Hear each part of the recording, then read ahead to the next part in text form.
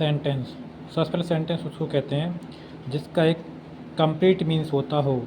जैसे कि हम यहाँ पे लेते हैं राम इज, तो यहाँ पे हम देखें तो इससे हमारा कोई कंप्लीट मीन्स नहीं निकल रहा है, तो हमारा कोई सेंटेंस नहीं है, अर्थात कोई वाक्य नहीं है।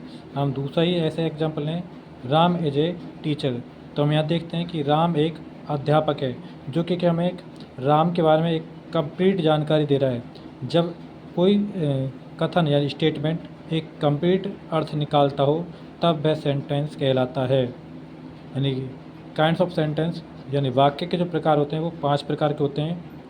पहला होता है हमारा असर्टिव, दूसरा इंट्रोगेटिव, तीसरा इम्परेटिव, चौथा ऑप्टेटिव और पांचवा एक्सक्लेमेटिव।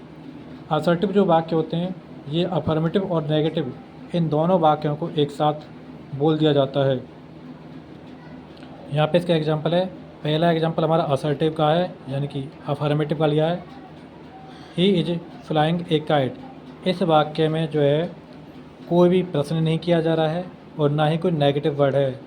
तो इस प्रकार के जो वाक्य है जिसमें सिर्फ एक स्टेटमेंट दिया जाता है, एक डिक्लेयर किया जाता है, तो ऐसे वाक्य को हम अफर्मेटिव सेंटेंस कहते हैं। हिंदी में इसको स्वीकारात्मक वाक्य कहा जाता है। दूसरा हमारा है नेगेटिव, इसमें नॉट या फिर नेवर इन शब्दों का या फिर नो शब्दों का प्रयोग किया जाता है। इसमें वाक्य में नेगेटिव बातें बताई जाती हैं कि वो कार्य नहीं हो रहा है। जब इसमें नॉट, नो या फिर नेवर आ जाए तो वाक्य हमारा नेगेटिव सेंटेंस कहलाता है। जैसे कि he is not flying A kite, यहाँ पे नॉट वर्ड दिया गया है।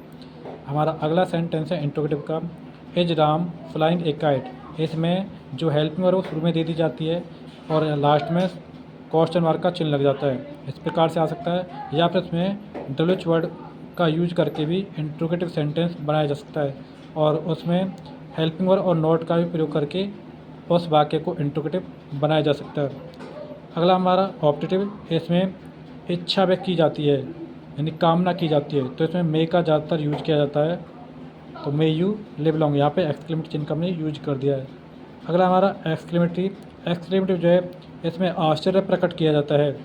कोई सडन फीलिंग जो होती है यानी उसके होने की हमें उम्मीद नहीं होती है लेकिन वो घटना घट जाती है, यानी कि सडन जो एक्सप्रेशन जो होते हैं उसके लिए हम एक्सक्लेमेटरी का यूज करते हैं। यहाँ पे हे, आई, वॉन्ट, तो यहाँ पे हे के बाद जो है एक्सक्लेमेटरी चिन्ह लग गया यानी कि एक सरप्राइज को दर्शा रहा है।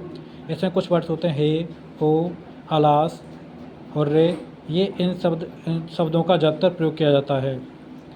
अगला हमारा इम्परेटिव में सलाह, प्रार्थना या फिर कोई आदेश दिया जाता है। जैसे यहाँ पे एग्जाम्पल हमारा डोंट फ्लाई काइट, यहाँ पे आदेश दिया जा रहा है कि पतंग मत उड़ाओ, यहाँ पे डोंट का यूज किया जाता है। या फिर इसमें प्लीज़ या फिर जो है इसमें डायरेक्ट सब्जेक्ट को हाइड करके भी वाक्य बनाया जा सकता है।